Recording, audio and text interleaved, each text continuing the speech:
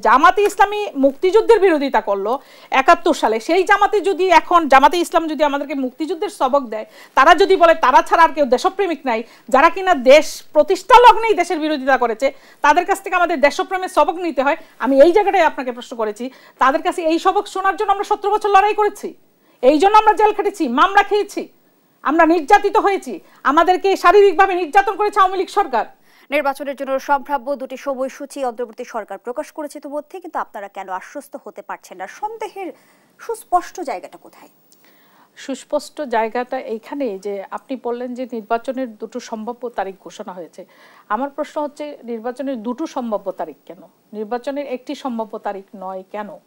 এবং সেটাই তো হওয়া উচিত ছিল, জাতি তো সেটাই আশা করেছিল যে একটি সম্ভাব্য তারিখ ঘোষণা করা হবে এবং তাদের যে স্টেপগুলো তারা নেবেন নির্বাচন অনুষ্ঠানের জন্য সেটি আমরা দেখতে পাবো, জনসমক্ষে সেটি তারা উন্মোচন করবেন। আমরা এই স্টেপ ব্যাখ্যাটাও কিন্তু অন্তর্বর্তী সরকারের প্রধান উপদেষ্টা ইতিমধ্যে দিয়েছে যে রাজনৈতিক দলগুলো আসলে কতটুকু সংস্কার চায় সেই বিষয়ে আসলে ঐক্যমত্যে পৌঁছে তারপর নির্বাচনের তারিখ নির্ধারিত হবে। দেখুন, রাজনৈতিক দলগুলো কতটুকু সংস্কার চায় এটা আমার কাছে মনে হচ্ছে বালখিল্য একটা কোয়েশ্চেন, কারণ উনি নিশ্চয়ই জানেন যে কতটুকু সংস্কার করলে একটি ভালো নির্বাচন করা সম্ভব, এবং সেই সদিচ্ছা সেই আন্তরিকতা সেটা যদি ওনার থাকে, ওনার যেই সরকার আছে সেই সরকারের যদি থাকে, তাহলে এই প্রশ্ন রাজনৈতিক দলের কাছে করার কোনো প্রয়োজন নেই।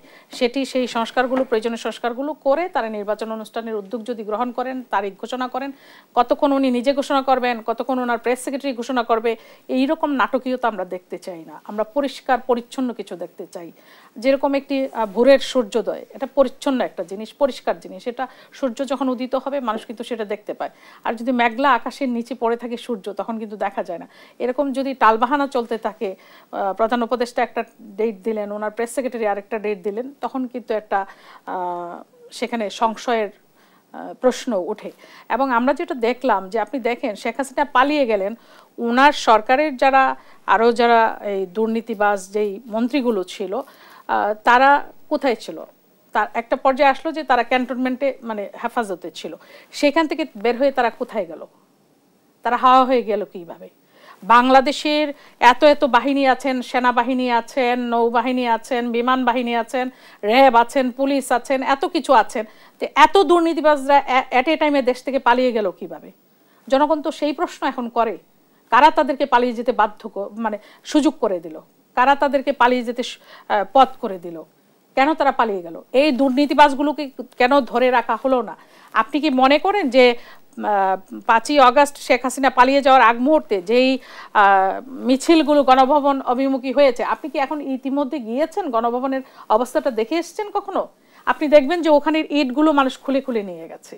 মানুষের ক্ষোভ, মানুষের ১৭ বছরের যন্ত্রণা, ১৭ বছরের ক্ষোভ এইভাবে মানুষ প্রকাশ করেছে। আপনি এখন গেলে দেখবেন যে ওখানে ইটগুলো মানুষ খুলে খুলে নিয়ে গেছে। মানে যে বাউন্ডারি ওয়ালটা আছে সেখানে ওয়ালগুলো কিন্তু সম্পূর্ণরূপে মানে ওইভাবে নাই, মানে পরিপূর্ণ নাই। ওখানে কিছু কিছু জায়গায় দেখবেন যে ইটগুলো জুলাই গণঅভ্যুত্থানের কথা বলছিলেন শাম্মী আক্তার, বিএনপি চাইছে দ্রুততম সময়ের মধ্যে নির্বাচন, অন্যদিকে ছাত্র আন্দোলনের নেতারা আবার প্রশ্ন রাখছে যে শুধুমাত্র দ্রুততম সময়ের নির্বাচনের জন্যই কি আসলে গণঅভ্যুত্থান ঘটেছে? এতগুলো মানুষ প্রাণ দিয়েছে। আমি মনে করি যে নির্বাচনকে কেন্দ্র করেই আমরা ১৭ বছর আন্দোলন করেছি, সংগ্রাম করেছি, এবং বাংলাদেশের মানুষের যে ভোটাধিকারটি আওয়ামী লীগ হরণ করেছিল সেটাকে কেন্দ্র করেই ১৭ বছর লড়াই সংগ্রাম করেই মানে আজকের এই অবস্থানে আমরা পৌঁছতে পেরেছি। ধরেন ৭১ সালে মানুষ কি জন্য লড়েছিল? মুক্তিযুদ্ধ করবে, দেশ স্বাধীন করবে, এই জিনিসটাকে সামনে রেখেই তো মানুষ মুক্তিযুদ্ধ করেছে, দেশকে স্বাধীন করবে। তা শেখ হাসিনার সরকারের বিরুদ্ধে মানুষ কেন লড়াই করেছে?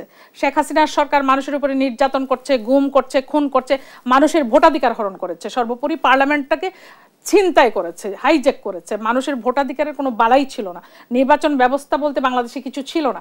এই কারণেই তো মানুষ ঐক্যবদ্ধ হয়েছে, সকল মানুষ একটা জায়গায় এসে দাঁড়িয়েছে। কিন্তু মূল যে বিষয়টা আপনি আমাকে সরিয়ে দিলেন, আমি যেটা বলতে চাচ্ছি, এতগুলো অপরাধী বাংলাদেশ থেকে পালিয়ে গেল কিভাবে? কারা তাদেরকে পালিয়ে যেতে সাহায্য করলো? সেই মানুষগুলোকে জনসমক্ষে কারা নিয়ে আসবে? এই মোমের পুতুলরা নিয়ে আসবে? আমি সেটা মনে করি না।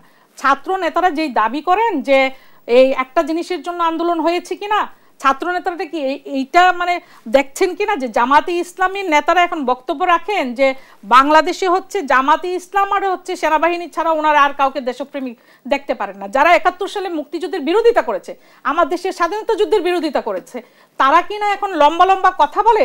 গত ১৭ বছর এই লম্বা কথা কোথায় ছিল? তাদের এই অদ্ভুতপূর্ণ বক্তব্য শোনার জন্য কি আমরা ১৭ বছর লড়াই করেছি, সংগ্রাম করেছি, নির্যাতিত হয়েছি, মামলা খেয়েছি, জেল খেটেছি, অসংখ্য ভাইকে আমরা হারিয়েছি, জুলাই অভ্যুত্থানে অসংখ্য মানুষ প্রাণ দিয়েছে এই জন্য, জামাতে ইসলামীর অদ্ভুতপূর্ণ বক্তব্য শুনবার জন্য? জামাতে ইসলামী বাংলাদেশের রাজনীতি নিয়ে, স্বাধীনতা যুদ্ধ নিয়ে আমাদেরকে সবক দিবে এই জন্য আমরা আন্দোলন করেছি ১৭ বছর? নো, এই জন্য আমরা আন্দোলন করি। আসামি আক্তার, রাজনীতি থেকে আমরা নতুন মেরুকরণ দেখতে পাচ্ছি কি? আপনাদেরই মিত্র জামায়াতে ইসলাম, এখন শোনা যাচ্ছে আপনাদের সাথে টানাপোড়েনের কোনো প্রশ্ন নাই, আর বন্ধুত্ব বা মিত্রতারও কোনো প্রশ্ন নাই। আমরা বারবার বলেছি, এক ফ্যাসিস্ট আওয়ামী লীগ ছাড়া বাংলাদেশের যত রাজনৈতিক দল আছে সকলে একীভূত হবে একটা জায়গায় যে এই ফ্যাসিস্টদের বিরুদ্ধে আমরা যুগপৎ আন্দোলন করব। কিন্তু তার মানে এই না যে তারা আমাদের মিত্র, তারা আমাদের মধ্যে এসে একীভূত হয়ে গিয়েছেন। তাদের অবস্থান থেকে তারা আমাদের সঙ্গে আন্দোলনে লড়াই করেছেন।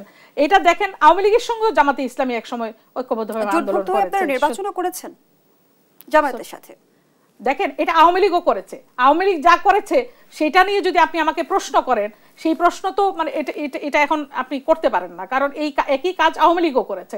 এখন জামাতে ইসলামের সঙ্গে করেছি মানে কি এই যে সে ৭১ সালে, সেখানে আমার প্রশ্ন, আপনারা করার বৈধতা কি পান? কোনটা? আওয়ামী লীগ যা করেছে। না, আমরা তো কোনো দুর্নীতির পক্ষে তো আমরা সাফাই গাচ্ছি না, আমরা কোনো দুর্নীতি হোক সেটা তো আমরা চাচ্ছি না। আমি যেটা বলতে চাচ্ছিলাম আপনাকে, যে জামাতে ইসলামী মুক্তিযুদ্ধের বিরোধিতা করলো ৭১ সালে, সেই জামাতে যদি এখন জামাতে ইসলাম যদি আমাদেরকে মুক্তিযুদ্ধের সবক দেয়, তারা যদি বলে তারা ছাড়া আর কেউ দেশপ্রেমিক নাই, যারা কিনা দেশ প্রতিষ্ঠা লগ্নেই দেশের বিরোধিতা করেছে, তাদের কাছ থেকে আমাদের দেশপ্রেমের সবক নিতে হয়, আমি এই জায়গাটায় আপনাকে প্রশ্ন করেছি।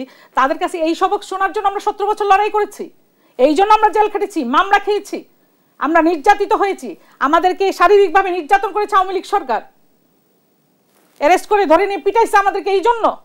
জামায়াতে ইসলামের পক্ষ থেকেও শোনা যায় যে তারাও নির্যাতিত হয়েছে বিগত ১৭ বছর। তারা নির্যাতিত হয়েছে, তার মানে তো এইটা জাস্টিফাই হয়ে যায় না যে তারা ৭১ সালে দেশের বিরোধিতা করেনি, তারা করেছে। কিন্তু জামাতে ইসলামের এজেন্ডা বাস্তবায়ন করার জন্য তো ৫ই আগস্টের গণ অভ্যুত্থান হয়নি।